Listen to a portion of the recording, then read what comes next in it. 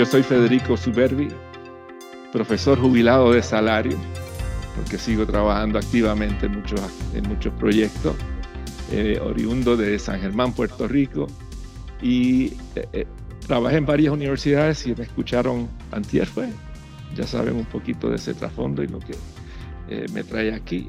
Y entonces aquí le empiezo presentando al doctor Alejandro Alvarado. Y me dieron, yo les decía, no tenían que darme algo escrito porque te conozco de tantos años, pero lo voy a leer de todas formas. Enseña redes sociales para comunicadores, comunicación global, redacción avanzada de noticias, ética y responsabilidad social, entre otros cursos. Son muchos más de lo que él hace. Su experiencia como periodista incluye ser productor, escritor y editor en CBS Telenoticias, en Univisión, CDNet, Realities of U.S. Hispanic Media, espérate, me paso una línea. Latinoamérica, es autor de Mexicanos al Grito de Guerra, Silencio de Otoño, Evolving Realities of U.S. Hispanic Media, y articulista de los diarios en español más influyentes de los Estados Unidos. Y también escribe corridos.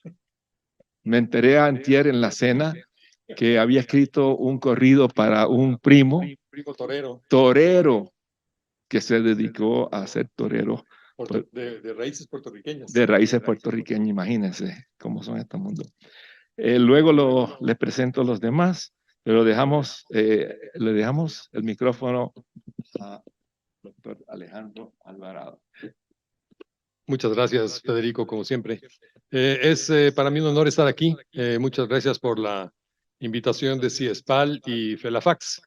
Mi participación aquí es gracias a la escuela Lee Kaplan School of Journalism and Media, pero también al Centro de Estudios Latinoamericanos y del Caribe, Kimberly Green, y a un grant, a una beca que tenemos del Departamento de Educación, que le llamamos Title VI. Y con esos recursos hemos hecho un montón de cosas. Si quieres poner el primer slide. Por muchos años hemos desarrollado y hemos llevado a cabo lo que se llama Journalists and Editors, editores y periodistas. Es un evento que ya tiene más de 35 años, en donde se reúnen académicos, editores y periodistas de América Latina. Por muchos años lo hicieron hasta el año por ahí del 2012, 2013, donde se agotaron los recursos y empezamos a desarrollar una idea diferente para tratar problemas del periodismo. Organizamos una serie de conferencias sobre medios hispanos, donde conocí a mis queridos colegas.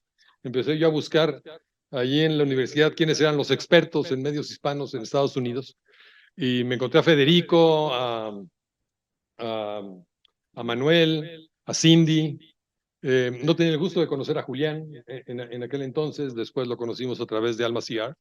Y desarrollamos un montón de temas sobre medios móviles, sobre el tema ambiental, muy controversial porque invitamos a un antiambientalista de nombre James Taylor, nada que ver con el cantante.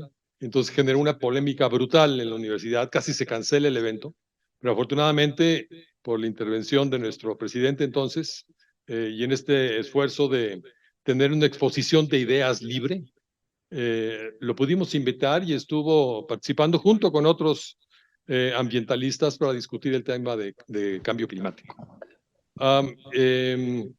Después organizamos un tema sobre medios móviles y ahí conocí a Juan Pablo Ferro de Uninorte, Universidad del Norte, y nos caímos muy bien. Los colombianos y los mexicanos tenemos una química natural. Nos encantan los corridos y la música mexicana. Saben más rancheras que nosotros. Daniel Coronel sabe corridos de la Revolución Mexicana que yo en mi vida he escuchado. Es fascinante. Entonces se dio una conexión inmediata y dijimos, bueno, ¿cómo podemos colaborar? Y dijimos, ok, ¿por qué no creamos un seminario para entender el conflicto colombiano, pero desde la perspectiva de la comunicación? Me dice, buenísimo. Y entonces propuse yo un grant al Departamento de Educación a través del LAC y me lo autorizaron. Un programa de 4 años en donde iría yo con un grupo de estudiantes de licenciatura y de mi maestría a Barranquilla a conocer de primera mano el tema de la comunicación en el proceso de paz. Y mis amigos de Uninorte nos pusieron un evento extraordinario, porque invitaron a lo que fue el grupo negociador de los acuerdos de paz en La Habana, incluyendo el embajador, un subsecretario de Educación, un jurista extraordinario. Ahorita los nombres se me escapan, pero lo pondré en el reporte que habré de escribir sobre el tema. Tuvimos a invitados de organizaciones no gubernamentales. Fue el director de comunicaciones, el secretario de comunicaciones del entonces presidente de Colombia, en donde tuvo un encuentro con esas organizaciones gubernamentales que le reclamaban que no se hacía suficiente y él pudo defenderse bastante bien. Y además tuvimos la oportunidad de ver un documental sobre el proceso de paz colombiano, que es una crónica que organizó una periodista colombiana, y hubo una discusión. Aquello fue maravilloso. Y entonces yo me tenía que poner más o menos al mismo nivel, porque yo habría de recibirlos, tendría que recibirlos al año siguiente. Entonces, 2019 fuimos, 2020 y que nos pega la pandemia. Entonces nos pega la pandemia y ¿qué hacemos? Pues la hacemos online. Y entonces invité yo a todos los expertos que tenemos sobre Colombia en el Centro de Estudios Latinoamericanos y en CIPA, la Escuela de Estudios Internacionales y Política de la universidad, y a exsecretarios de Estado de América Latina, que en aquel entonces Frank Mora fue subsecretario de Estado. Hoy Frank Mora es el representante de Estados Unidos ante la OEA y conoce profundamente el tema de Colombia y del proceso de paz. Y para sorpresa de los invitados, les invité, incluí representantes del Comando Sur. Entonces tuvimos ahí analistas del Comando Sur para hablar y discutir con los jóvenes, con los estudiantes colombianos online y los nuestros, el proceso de paz colombiano. Cuando nosotros fuimos a Colombia en el 2019, es una parte muy importante, tuvimos la oportunidad de ir a Montes de María y conocimos de primera mano el trabajo de los colectivos de comunicación. Estos colectivos de comunicación, su objetivo fundamental es modificar la narrativa de violencia para una narrativa creativa de paz. Un esfuerzo extraordinario. Y entonces quedamos fascinados, convivimos con los chicos que son parte de estos colectivos de comunicación, que trabajan con la Casa de la Cultura, hablamos y discutimos con la directora del proyecto y fue una experiencia fascinante. Y entonces después regresamos a Barranquilla en el 2021 online y tuvimos más o menos las mismas presentaciones. Y luego para el 2022, que era la última oportunidad, ya no había dinero, no tenía dinero la Universidad de Uninorte para llevar los estudiantes a Miami. Y entonces ahí empezaron ciertos problemas. Y tuvimos que actuar de manera emergente y yo tuve que meter un bateador de emergente porque tenía que terminar el ciclo. Y entonces tuve que invitar a otra maestría de periodismo, pero de Estados Unidos, en Arizona, en la Universidad de Arizona, con Jessica Retis, que es ahora la decana de la escuela. Y pudimos traer y finalmente cerrar el ciclo.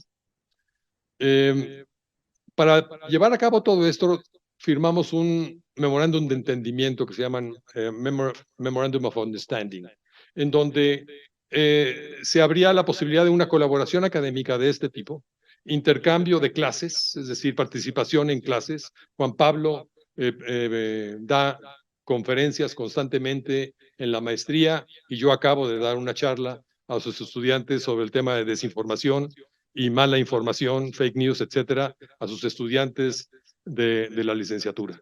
Quisimos en algún momento dado crear una maestría mutua, una maestría en donde los estudiantes de Barranquilla hicieran su último año con nosotros. Eso fue complicadísimo. En el momento en que el dinero entró en juego, conciliar las dos burocracias presupuestales de la universidad fue dificilísimo. Culturas diferentes, protocolos diferentes, y en el momento en que entra el dinero de esta manera, es muy complejo. Para los estudiantes de Uninorte se les hacía demasiado difícil, presupuestalmente hablando, porque tenían que pagar la colegiatura de Uninorte y además la colegiatura nuestra.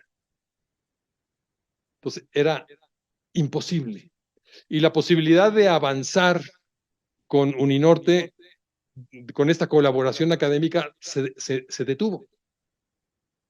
Pero de repente surgió COIL.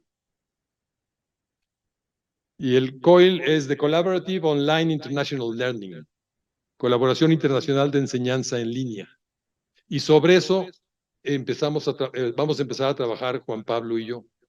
Los dos nos vamos a tener que instruir, vamos a tener que tomar un curso intensivo para poder diseñar un programa, un sílabus que incluya los materiales de las dos maestrías que son bien diferentes. Los contenidos de la maestría de periodismo de Uninorte y la nuestra aquella es mucho más humanitaria y la nuestra es mucho más técnica. Y entonces se complementan increíblemente. Y entonces les quiero hablar un poquito de lo que es el COIL. El COIL es un sistema desarrollado por la Universidad Estatal de Nueva York. Ya lleva muchos años y lo han adoptado muchas universidades. Está diseñado intencionalmente para crear el concepto de ciudadanía global, en donde en un mismo salón de clases online juntamos a estudiantes de los dos programas de una misma clase con un desafío específico para poder intercambiar experiencias y que los estudiantes aprendan uno del otro. Se puede hacer con disciplinas similares o con disciplinas complementarias. Funciona mejor con disciplinas complementarias. Porque esto quiere decir que yo puedo juntar estudiantes de periodismo con estudiantes de ecología y en un momento dado desarrollar proyectos de comunicación o periodísticos que sean de contenido ambiental. Los ambientalistas aprenden periodismo y los estudiantes aprenden ecología. Se desarrolla por de 4 a 6 semanas. Es decir, es una cuarta parte del curso o la mitad del curso que entra en este esquema de colaboración. Incluye 3 elementos fundamentales, supongo ya que el tiempo se me está acabando, que fundamentalmente es romper el hielo, llevar a cabo siempre tareas colaborativas, es decir, es diseñar un programa en donde van a trabajar en proyectos y a resolver desafíos de comunicación o desafíos periodísticos. Esto sería fantástico, por ejemplo, para una clase como emprendimientos, en donde tienes dos realidades distintas, similares pero distintas, la realidad americana, ¿sí? Y la realidad en este caso colombiana, pero podría ser la realidad argentina y podría ser la realidad chilena o inclusive la realidad española en estos acuerdos de colaboración. Y además te da la oportunidad de reflexionar a los estudiantes sobre ellos mismos, sobre los otros con los que está trabajando y sobre el mundo que los rodea. Y finalmente, esto es una alternativa de colaboración robusta e inteligente. Como les decía, robusta y resiliente, además de ser inteligente. Fue desarrollada por COIL, ahí están los datos donde tienen toda la información al respecto. Está también la página de FIU que tiene muchísimos elementos. Exacto, ahí está. Ahora sí. Sí, y ahí está mi correo electrónico. Estoy abierto para explorar otras posibilidades de colaboración, pero con este modelo específico que yo creo que brinda oportunidades a futuro de intercambio académico y de investigación muy interesantes. Muchas gracias. Muchas gracias.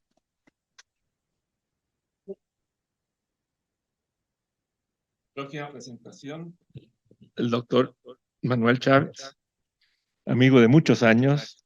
Estudiamos en la misma universidad en épocas distintas, pero tenemos ese trasfondo común también. Trabaja en temas sobre relaciones internacionales, seguridad, democracia y prensa. Estudia modelos de acceso a la información, rendición de cuentas y transparencia, especialmente relacionada con los medios de comunicación en América Latina. Es comentarista habitual de organizaciones de noticias nacionales e internacionales, entre ellas NPR, National Public Radio, ABC Radio, Michigan Public Radio, Financial Times, BBC, Univision, Radio 1000 y Reforma. Actualmente es presidente de la Asociación de Estudios Fronterizos y de la Association for Latino Media Markets and Communication Research.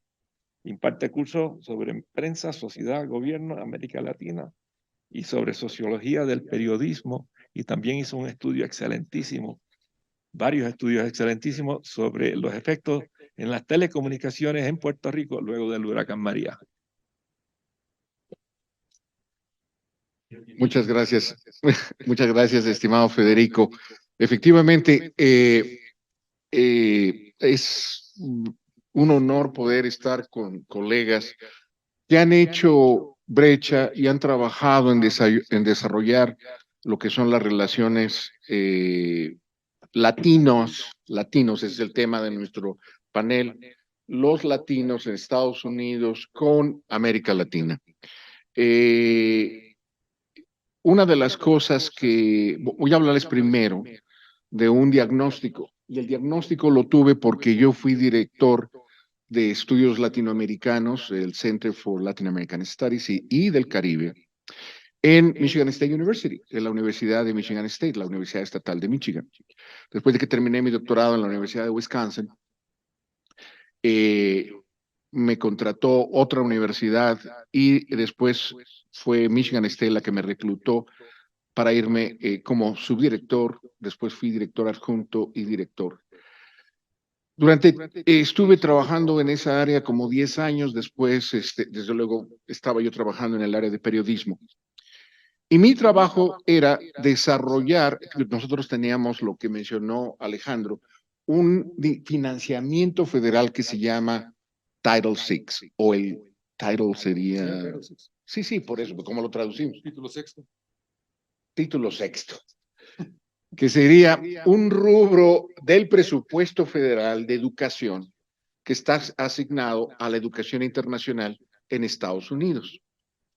Cuando Alejandro se refirió a que se acabaron los recursos, es cuando entró la administración, una administración conservadora, que fue precisamente la de Bush, y él eliminó literalmente todo el presupuesto que estaba asignado a la educación internacional, es decir, proporcionar educación internacional a los estadounidenses. Se acabó, los centros empezaron a decaer, de 50 centros sobre estudios latinoamericanos se redujo a 20, después se redujo a 10, Florida International siguió todavía, pero Miami se separó, hubo ahí alguna cuestión. Pero cuando Alejandro mencionó, había el taller para editores y periodistas, yo trabajé con Eduardo Gamarra, que era precisamente el director de estudios latinoamericanos en la Universidad de FIU.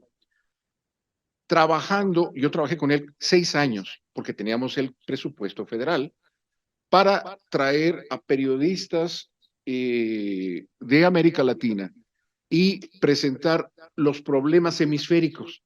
Nuestra intención era analizar los problemas del hemisferio. No solamente presentar cuestiones latinoamericanas, pero también presentar los aspectos de las decisiones políticas en Estados Unidos sobre América Latina. Entonces invitamos, por ejemplo, de las Fuerzas Armadas, al general que es responsable por toda la parte militar de lo que es el hemisferio sur. Eduardo era responsable de eso, yo tenía el hemisferio norte, y entonces yo me podía contactar con la gente de se llama the Sixth Fleet of the United States, que estaba en San Diego, y podíamos invitar a estos militares y después invitamos a gente, al subsecretario del Departamento de Estado sobre asuntos para el hemisferio no, de Américas, para el hemisferio continental de las Américas, ¿verdad? Así es. Me voy a quedar mudo. Y en ese contexto, traíamos a los editores de todos los medios de América Latina para que supieran cómo se estaban manejando las decisiones y de qué manera Washington, porque no estábamos organizando esto en Washington, lo estábamos organizando en Miami. Y era más fácil para ellos llegar a Miami, estar 4 días, 3 días ahí y poder entender de qué manera se estaba diseñando y cuáles eran las políticas específicas para América Latina y el Caribe. Ahí fue donde también pudimos iniciar una colaboración estrecha entre nuestros centros y las universidades en América Latina, pero universidades que de alguna manera habían estado participando o sabían de este taller. Hubo una cosa que yo vi que era la parte esencial. ¿Cuáles eran las organizaciones externas en donde pudieran los latinos y los latinoamericanos estar conectados? Y el único vehículo que yo descubrí y que Federico también ha sido parte de él es Latin American Studies Association, LASA. Federico y yo nos veíamos en las reuniones de LASA, que generalmente son o en Estados Unidos o en Canadá o en México, y incluye todas las áreas de investigación sobre América Latina, donde sea y cualquiera que sean los temas: política, democracia, derechos humanos, cuestiones ambientales, ciencias, medio ambiente y desde luego los medios. Pero los medios, cuando nosotros empezamos, los medios tenían una subordinación a la mesa de cultura popular. Cultura popular. Y entonces nosotros, junto con los politólogos, decíamos: momento, esto no es cultura popular. O sea, los medios tienen una influencia en la construcción política, en la construcción democrática de los países, y pudimos separarlos. Ahora somos una de las secciones del LASA más importantes. Nos vamos a reunir ¿dónde va a ser LASA este año? En Bogotá. Vamos a estar en Bogotá el próximo año, en mayo. Va a ser la reunión de LASA y tengo un paper precisamente sobre un experimento que hicimos sobre desinformación, la misinformación y las noticias falsas sobre la migración en Estados Unidos.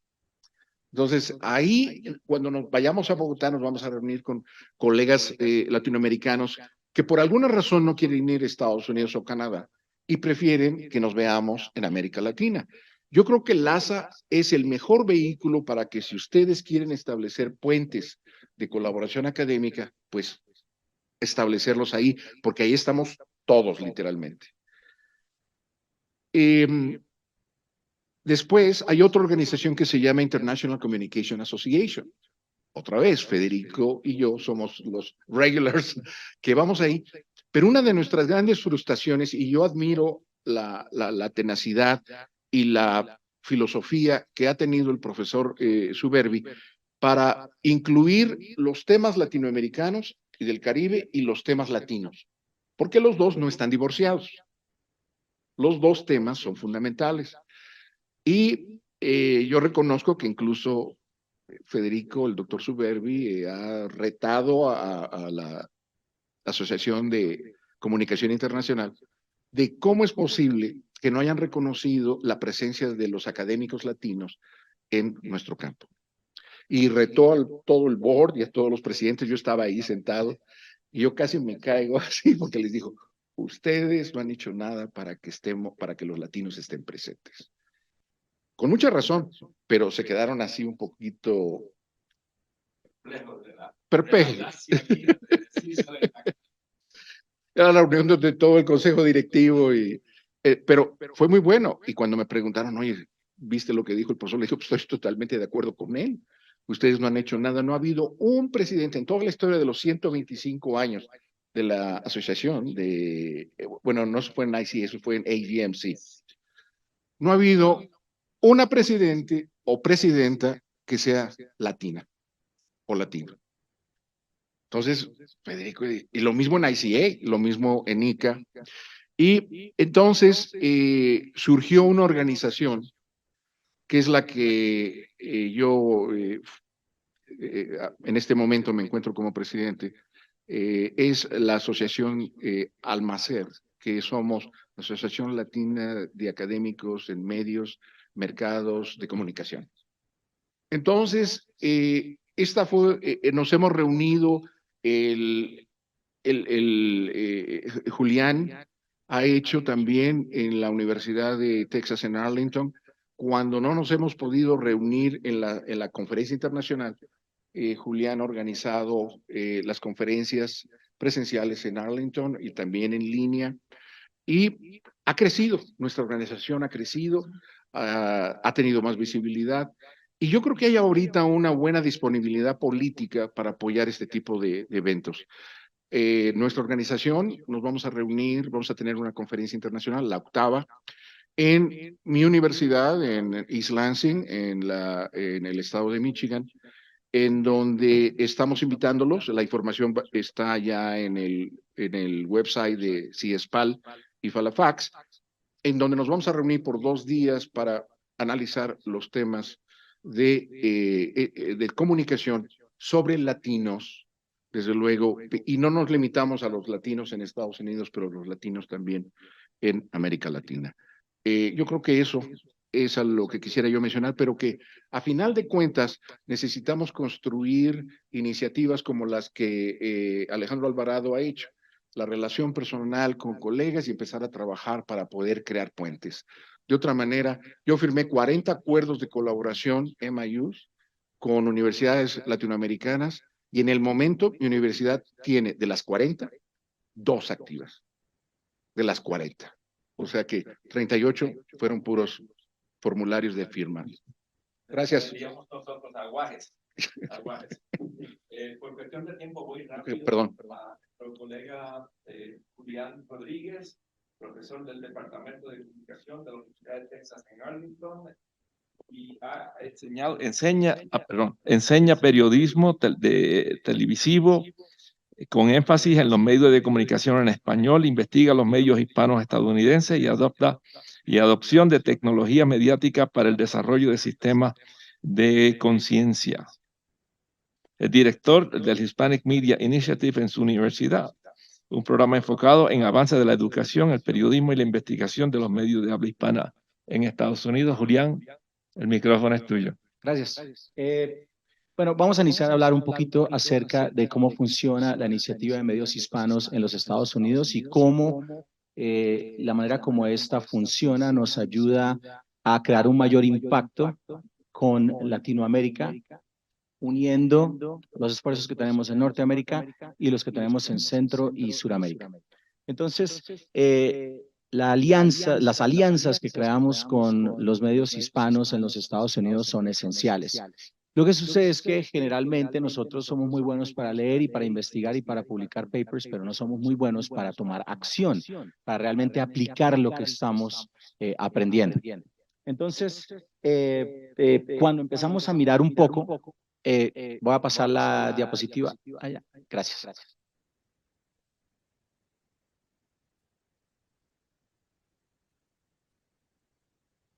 Gracias. Bueno, este es los medios hispanos. Una vez más, vamos a seguir pasando. Gracias. Tenemos varias alianzas. Una de esas es con Univision. Univision tiene varias alianzas con nosotros a nivel nacional y a nivel local. Entre las locales, tenemos una que se llama Proyecto U. Esa empezó en el 2014. Hemos ganado 2 Emmys con este proyecto que hacemos. Con este proyecto que tenemos, y con este proyecto lo que hacemos es trabajar directamente con la estación de televisión para producir noticieros directamente en las salas de redacción. Entonces, ¿a qué vamos con esto? Un estudiante puede leer todos los libros que quiera, investigar, publicar, ir a conferencias, pero si usted no está produciendo contenido con las industrias locales para distribuir ese contenido, estamos jodidos. Porque, ¿qué sucede? La industria está sufriendo de un déficit de ideas nuevas. Esas ideas nuevas las tienen estos jóvenes, no necesariamente aquellos que ya tenemos décadas de experiencia o aquellos a los que nos cuesta adoptar nuevas tecnologías para estos sistemas de conciencia. Entonces, cuando llevamos a los estudiantes a que trabajen directamente en las salas de redacción y producen contenido, el contenido es extraordinario. Es un contenido que ha ganado Emmys y ahorita creo que estamos nominados a otro. Sigamos avanzando. Este es un ejemplo, por ejemplo, de cómo funciona el entrenamiento que hacemos con los estudiantes. Esto es antes de que adoptaran la automatización. Veamos. Dale. El 19 de septiembre se cumplieron 2 años del sismo de la Ciudad de México. Hoy en día hay familias que siguen afectadas por el Todo incidente completamente y aún controlado por siguen estudiantes ejecutando el show, porque para poder ganar un Emmy solamente los estudiantes tienen que estar en control de todos los equipos que se emplean. Ahora, así es como se ve detrás de cámaras y ahora vamos a mostrarles un poquito de cómo se ve frente a cámaras. Avancemos a la siguiente, por favor. Perfecto, vamos a darle play. Y esto es lo que prácticamente ponemos por ahí. Ese es el intro. Pero el show que estamos viendo está controlado completamente por estudiantes. Y esto sale en el mercado número 5 Bienvenidos a nuestra de los última Estados edición Unidos del en los Proyecto medios hispanos, que es en 2018. Dallas, Soy Texas. Francisco Ramos. Soy Juana Palmieri, gracias.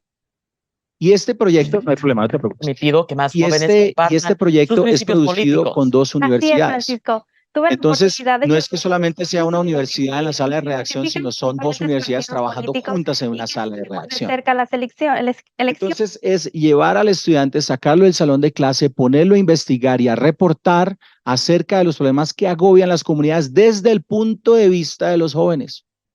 Porque es que si no estamos entendiendo cómo los jóvenes ven la sociedad, no estamos entendiendo o no vamos a poder crear una sociedad que se acople a sus necesidades. Seguimos intentando suplir necesidades que no están compaginadas con las necesidades de los jóvenes. Entonces, les damos a los jóvenes la capacidad de producir contenido que refleja las necesidades que ellos ven en sus comunidades, muchas de esas de bajos recursos, de bajo nivel socioeconómico. Siguiente. Dentro de esto también tenemos una alianza con Telemundo, se llama Telemundo Local Academy, tenemos NBCU Academy, y lo que hacemos es que nos llevamos todos los recursos que tenemos a nivel nacional y a nivel local y los llevamos a la universidad para que los profesionales den talleres a los estudiantes, para que los estudiantes vayan a las estaciones locales y también para que produzcan contenido de distribución. Entonces, por ejemplo, es una cena que tuvimos. Este es un ejemplo porque llevamos haciendo esto más de 10 años. Este es un ejemplo de los directores de noticias, los productores, reuniéndose con los estudiantes, dictándoles cursos y después aplicando lo que han aprendido en el contenido que los estudiantes están produciendo. Bueno, obviamente una toma de cerca de lo que estamos comiendo, barbecue de Texas, que para mí es lo mejor que hay en el mundo. Esta es el área donde hacemos la edición de video. El señor que se encuentra en la parte superior izquierda, él es John Stone y es el director de noticias de NBC Telemundo 39 allá en Dallas. Y este es parte de nuestro estudio y en la parte superior izquierda tenemos a Ozzy Martínez, que es uno de los que manejan los estándares de contenido aplicados por la estación de televisión de Telemundo en todas las estaciones locales a nivel nacional, en los Estados Unidos, México y por supuesto Puerto Rico. Avancemos. Entonces, voy a hablarles ahorita, vamos a regresar a esto, porque quiero que se acuerden de esta imagen. Lo que sucede es que cuando empezamos a mirar estas alianzas público-privadas, uno siempre tiene que mirar es hacia el sur. Estoy mamado de mirar para el norte. Hay que mirar hacia el sur y mirar cómo podemos trabajar con las universidades de abajo arriba y de arriba abajo para poder polinizar lo que estamos haciendo en Latinoamérica y mostrarles a ellos lo que nosotros somos capaces de hacer y que ellos nos muestren lo que ellos son capaces de hacer. Entonces, en el año 2014 empieza lo que se conoce en Colombia como la Ley 1712 de 2014, que es la Ley de Transparencia y Acceso a los Datos Públicos Nacionales de Colombia. Y creó una alianza con la Universidad Católica de Colombia, con el doctor Jairo Becerra, que nos está acompañando el día de hoy. Le digo, bueno, Jairo, empezamos a trabajar en este proyecto de cómo podemos llevarnos el conocimiento que nosotros tenemos de acceso a los datos públicos en los Estados Unidos por medio de algo que se conoce como el Freedom of Information Act y cómo lo utilizan los periodistas para aplicarlo en Colombia. Pero ¿qué sucede? Como esto es tan nuevo en Colombia y nosotros llevamos más de 60 años, 70 años utilizando datos públicos en los Estados Unidos, como es tan nuevo en Colombia, tenemos que cambiar la manera como pensamos acerca de los datos públicos. Digo, listo, hermano, empecemos a cambiar la idea como piensan al menos sus estudiantes acerca de los datos públicos y empezamos a crear reuniones completamente en línea, porque recuerden, este es el 2021, estamos en plena pandemia, ya tenemos acceso a algunas vacunas, pero ¿qué estamos haciendo?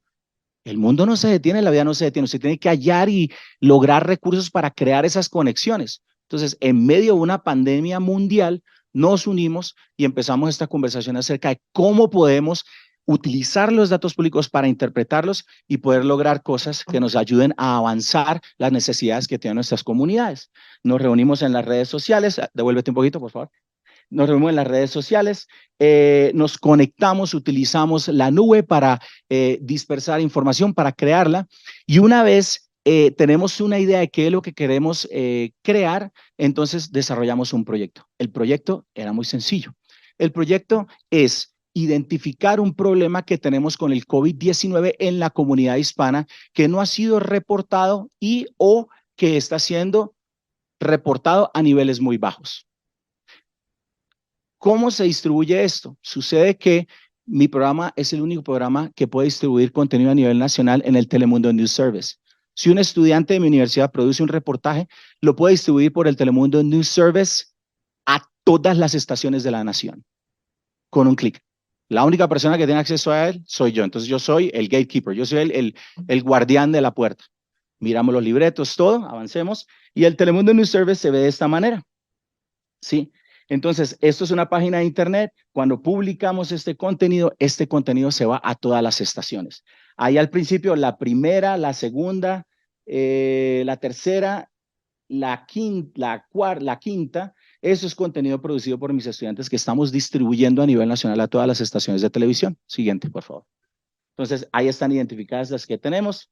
Siguiente. Y esa es una cercanía de cómo se ve. Si miramos debajo de la fotografía, vamos a ver que dice UTA Telemundo University.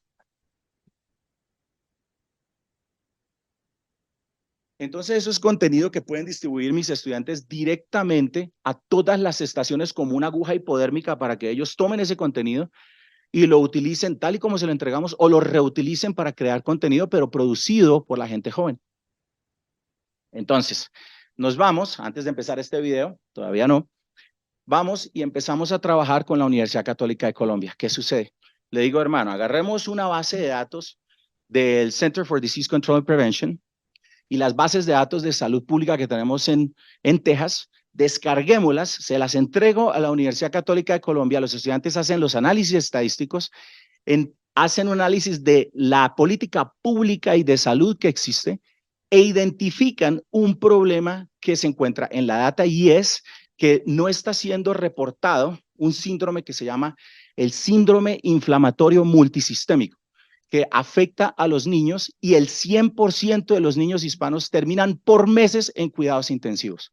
Afortunadamente, el 99% de ellos se recuperan, pero eso quiere decir que tenemos un problema de salud pública y los hispanos no nos estábamos vacunando en los Estados Unidos, aun cuando las vacunas eran gratuitas y existían para poder defendernos.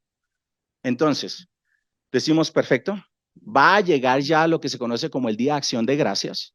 Vamos a producir este reportaje y este reportaje sale después del Día de Acción de Gracias, pero antes del fin de año, porque ya era demasiado tarde para decirle a la audiencia, vacúnese, no va a lograr llegar a ese punto, ya habían comprado tiquetes para reunirse con la familia, todo lo que quieran, y como somos familistas no nos vamos a detener. Entonces ya no podemos evitar que se reúnan para el Día de Acción de Gracias, pero sí podemos evitar que no se reúnan para fin de año o que al menos se vacunen antes de ir a las reuniones de fin de año. Entonces hicimos un sándwich. Agarramos aquí el Día de Acción de Gracias, pusimos el reportaje después del Día de Acción de Gracias, pero antes del fin de año, para poder informar a las comunidades de que esto estaba sucediendo con los niños hispanos. Esto es simplemente un ejemplo. ¿Quién produce el reportaje? Esto se produce por una estudiante que que me ayudó a producir el reportaje, se le da distribución nacional y así es como sale en Telemundo local. Esto es solamente un ejemplo, no es todo el reportaje, por favor. Y ahora les cuento esto, la Universidad de Texas en Arlington, pero también la Universidad Católica de Colombia han analizado datos de los Centros para el Control y Prevención de Enfermedades y han encontrado un síndrome causado por el COVID-19 que está afectando principalmente a los niños. Paola Ñáñez, de Telemundo Academy, nos explica qué es el síndrome inflamatorio multisistémico y además cómo podríamos identificarlo a tiempo. Le advertimos que este reporte contiene algunas imágenes que podrían afectar la sensibilidad de algunas personas. La pandemia ha afectado desproporcionalmente a la comunidad hispana en los Estados Unidos, y el virus del COVID-19 ha causado una enfermedad en los niños que es poco conocida, el síndrome inflamatorio multisistémico, o MISE por sus siglas en inglés. MISE causa inflamación en diferentes órganos del cuerpo y afecta comúnmente a los niños entre los 5 y los 11 años de edad. Sin embargo, Kylie González tenía solo 2 meses de edad cuando desarrolló el MISE. La vi empezar. Y ella es la reportera, que es mi estudiante, Paola Yáñez. Entonces, ¿qué sucede?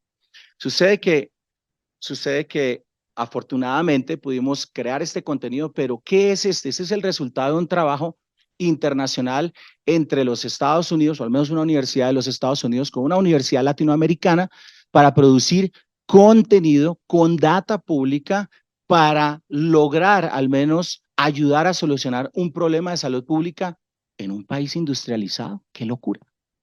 Pero al mismo tiempo, ¡qué berraquera! Eso es genial, porque eso le cambió la manera de ver los datos públicos a los estudiantes que estudian leyes. Eso le cambió la manera como la universidad entiende los datos públicos. Y esto estaba sucediendo a medida que estábamos trabajando en múltiples proyectos asociados, por ejemplo, con el cambio climático y el desarrollo de plataformas para acceso de datos públicos en Colombia, que eventualmente termina no solamente un documental del Weather Channel, porque eso hace parte de uno de muchos resultados, pero termina en la creación de una aplicación que utiliza datos públicos en Colombia que no existe en Latinoamérica. Es el primero en Latinoamérica, que es gratuito para descargar y para ilustrar los datos públicos que están disponibles. Entonces sí se puede hacer. Tenemos que aplicar lo que aprendemos, tenemos que crear alianzas y tenemos que hacer. No se puede quedar en investigación, no se puede quedar en papers, no se puede quedar en esta conferencia. Si ustedes como jóvenes no exigen trabajar con la industria, crear esas alianzas, que no es fácil, pero nada es fácil, entonces nadie lo va a hacer. Muchísimas gracias. Muchas gracias. Ya envié solicitud de que aguanten el autobús para los que se van para el tour, pero rápidamente yo me puedo quedar. Si se tienen que ir ustedes, yo me puedo quedar. Yo no tengo la... Son las 10:32. Yo sí, no te preocupes. Dale. Yo lo que quiero señalar de resumen nada más, que estos solamente son 3 ejemplos de varios otros que hay en Estados Unidos para hacer alianzas y adelantar la investigación y la práctica de comunicación entre nuestras regiones. Entonces, abro la mesa a preguntas breves y puedo añadir algo más luego, pero quiero darle la oportunidad a quien tenga alguna pregunta para empezar. Yo quisiera hacer una pequeña anotación. Nuestra escuela también tiene una alianza similar con Univisión, el programa STEP, en donde los estudiantes producen contenidos para todas las afiliadas. Es muy similar y producen contenidos no solo en videoreportajes, sino contenidos para todas las plataformas digitales y de medios sociales de Univisión en todo el país. Lo que haría falta es esa conexión con otra universidad latinoamericana para conjuntamente ya empezar a trabajar al respecto. Yo soy editor de Kapling News. Kapling News tiene versión en inglés y yo soy editor en la versión en español. Y ya he estado en conversaciones con Juan Pablo Ferro para que empecemos a crear contenidos e intercambiar contenidos de cosas que son relevantes para los colombianos que ocurren en Miami y que puedan ser reportados en su plataforma, y cosas que son relevantes en Colombia, que puedan ser sobre todo procesos electorales o conflictos o soluciones a problemas que existen en la comunidad para que puedan ser reportados en Kapling News en español. Solo quería hacer esa pequeña anotación. Muy valiosa. Muchas gracias. Rapidito, preguntas, comentarios. Soy Carlos Rojas, trabajo en el programa de comunicación social de la Universidad Sur Colombiana. Es una universidad muy provincial en mi país. Y por supuesto, los chicos de Colombia pues quieren también salir y conocer el mundo, ¿no? ¿Existen programas, por ejemplo, de becas para pasantes en sus universidades para que estos chicos puedan asistir allá? Estás preguntando si hay becas, Sí, por ejemplo. sí, porque, por ejemplo, la universidad a la que yo provengo, voy a decirlo en colombiano, los estratos son 1, 2, o sea, el nivel económico de mis estudiantes es bajo, entonces no tienen la posibilidad de financiar o sus familias financiar una estadía de, por ejemplo, de 3, 4 meses en universidades de otro país, en la Universidad del Sur Colombia, y es pública. ¿Sí? Vamos a cualquier otra pregunta antes de comenzar las contestaciones. ¿Comentario? ¿Pregunta? Yo puedo responder rápidamente. Además, como parte de mis funciones de director de la maestría, yo me encargo directamente del reclutamiento y recibo, no saben la cantidad de solicitudes de estudiantes de toda América Latina que quieren venir a estudiar y a la maestría. Y el principal desafío es económico. Y entonces siempre me están haciendo precisamente esa pregunta. Desafortunadamente no contamos con recursos para otorgar becas completas, pero sí medias becas. Es decir, contamos con el Fellowship de Latin American and Caribbean Center, que permite otorgarles a los estudiantes que vienen de América Latina y que tienen un promedio superior al 3.0, de obtener la tarifa local, que tiene un descuento del 50%. Adicionalmente, tenemos becas locales que se han ido desarrollando gracias a aportaciones de periodistas. María Antonieta Collins nos da dinero todos los años. Jorge Ramos acaba de hacer una aportación importante a la beca de la maestría de periodismo. Tenemos otras becas. La CIP da una beca muy jugosa. La Sociedad Interamericana de Prensa. La Sociedad Interamericana de Prensa, la Asociación de Periodistas Extranjeros en Estados Unidos, tiene becas que luego nadie usa. Nadie usa, porque no aplican, no, la palabra no es correcta. No solicitan, no se postulan, y ahí están los recursos, ¿no? Fulbright también provee una gran cantidad de recursos que luego, porque es, como dice el maestro Julián, es complicado y cuesta trabajo, pero ¿qué no cuesta trabajo?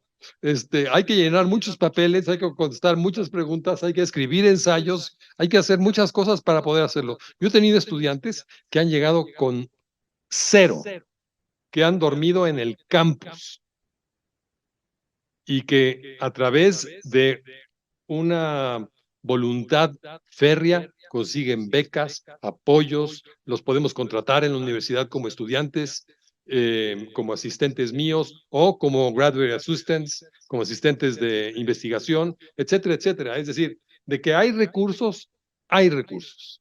Lo que faltan son ganas. Pero cuando se quiere, yo he tenido casos así de veras.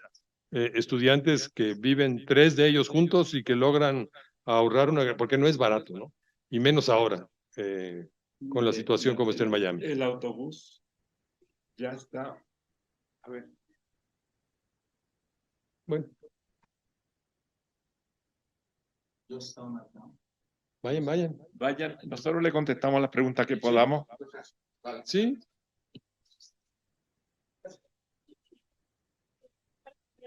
No, gracias.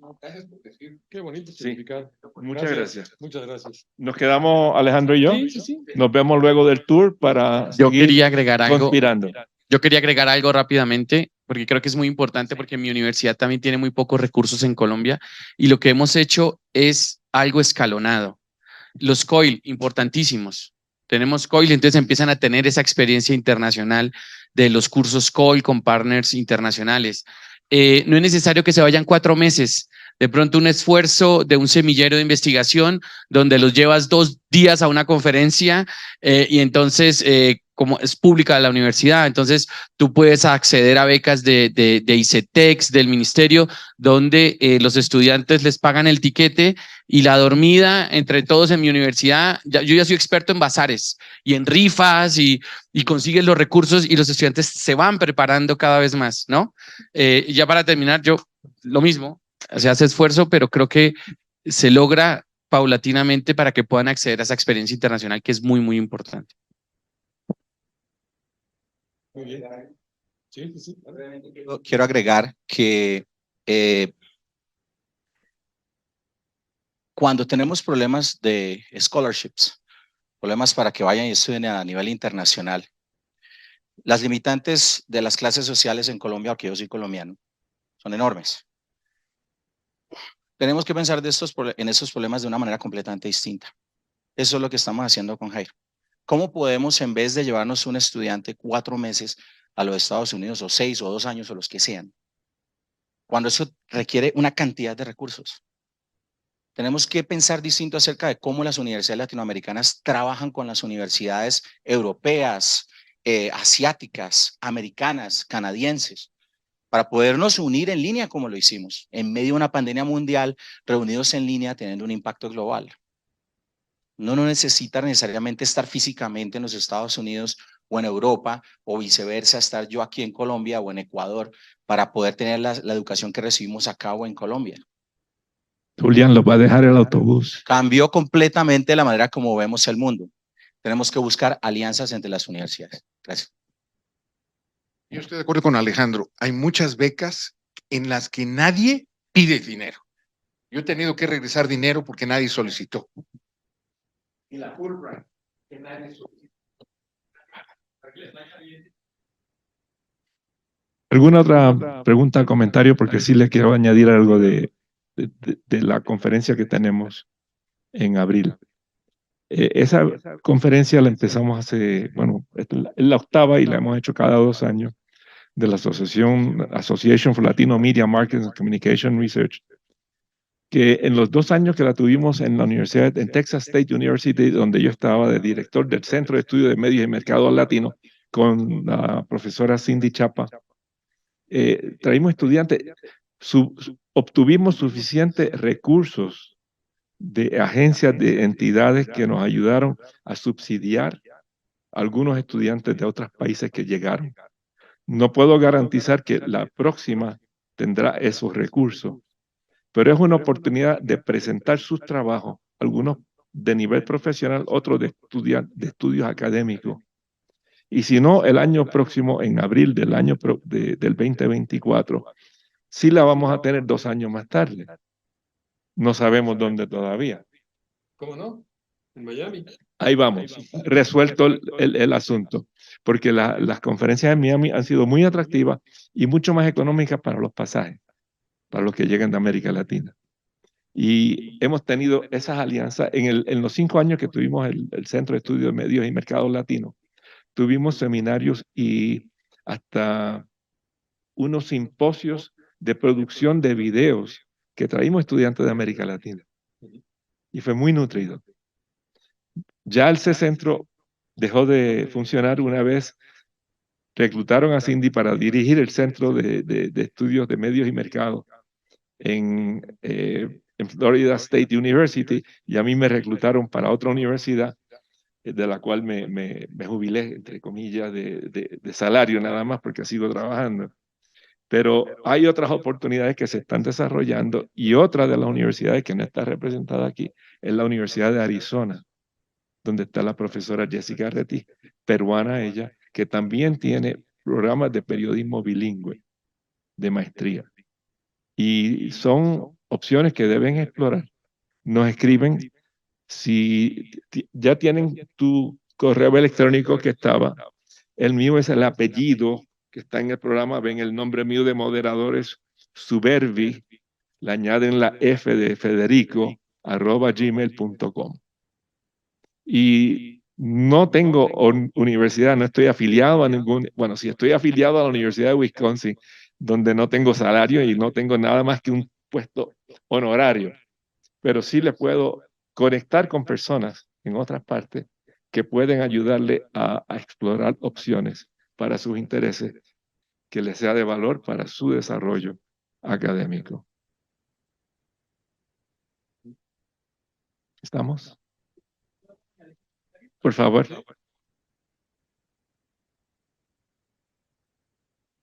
Bueno, los compañeros, pero yo difiero un poco en la experiencia que se puede obtener de manera por los medios mediática a la experiencia de ir a un espacio, vivirlo, alimentar, relacionarse, perderse en la ciudad.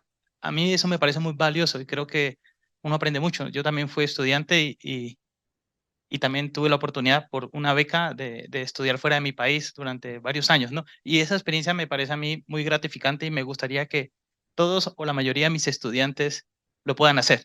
También reconozco la importancia de las tecnologías para que uno se pueda comunicar con el otro, ¿no? Pero en la medida de lo posible a mí me gusta que mis estudiantes puedan tener esa experiencia, ¿no? De compartir directamente, porque creo que eso humaniza, que era lo que también estaban hablando ayer, en el proceso de comunicar, el verse, el sentirse, el compartir con el otro, a mí me parece bastante también importante y muy gratificante.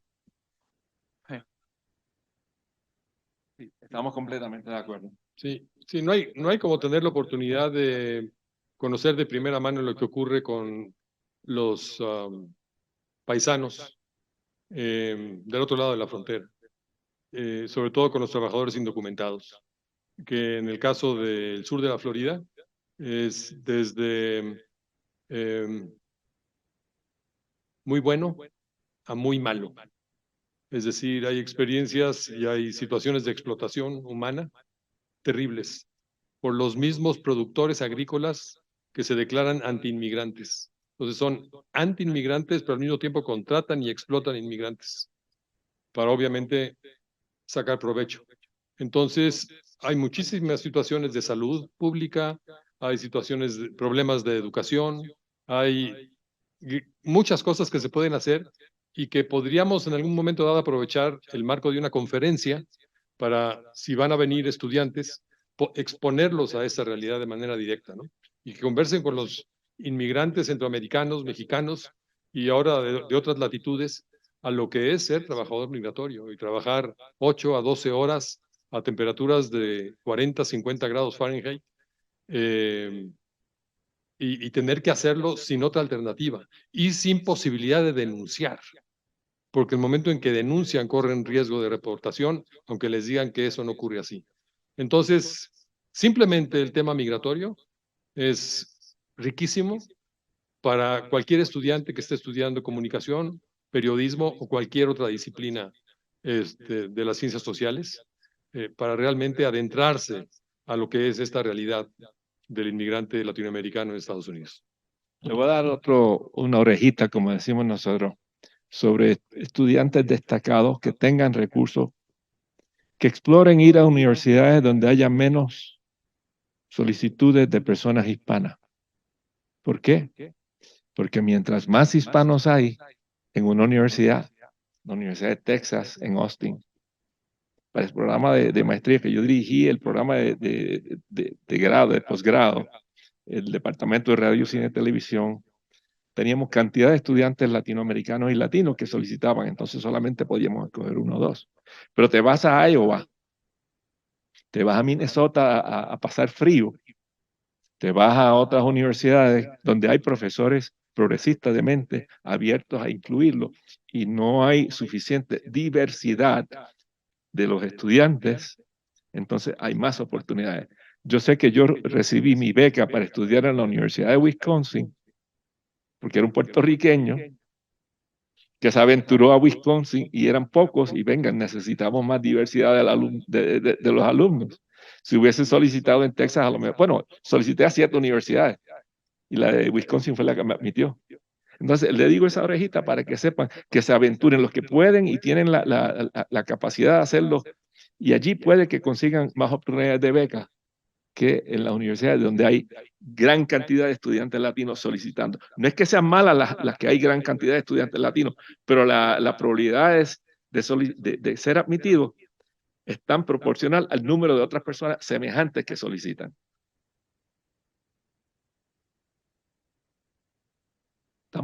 Y estamos a sus órdenes para orientarlo, porque cualquiera de nosotros dos o cualquiera de los cuatro que estábamos aquí nos escriben y nosotros somos los que respondemos. Y no sabemos, los orientamos. Mira, llama a fulano, escríbele a sutano, o un programa, pero lo que tú quieres hacer, mira, esa universidad puede que no sea la mejor. Pero sí considera esta otra, con estas condiciones que tienes que estar pendiente de ella. Y no tienen que hacer como muchos de nosotros hemos hecho, de quedarse en Gringolandia. A mí, porque no me dieron trabajo en Puerto Rico, sino yo no tenía la más mínima intención. A mí, como estudiante de doctorado, me decían, qué suerte tienes, te voy a dar trabajo acá en Estados Unidos por ser minoría, que no hay de profesores. Y yo no le mentaba a la madre por respeto, pero decía, no, yo voy a Puerto Rico. Hasta que cuando estoy solicitando a volver a mi patria, me dicen, no hay vacante. Y lo que no había vacante era para un independentista radical. Y entonces, pues, pobrecito mío, me quedé en Estados Unidos y no me ha ido mal. Pero me hizo falta, lo más que me hizo falta fue educar a mi gente. Y lo cual lo he hecho indirectamente, a la distancia, orientando, siempre que puedo. Entonces, aquí estamos, ya saben. Gracias a ustedes por su participación. Pasen la voz con otros estudiantes que no estuvieron aquí, por favor. Gracias. Damos por terminada la sesión.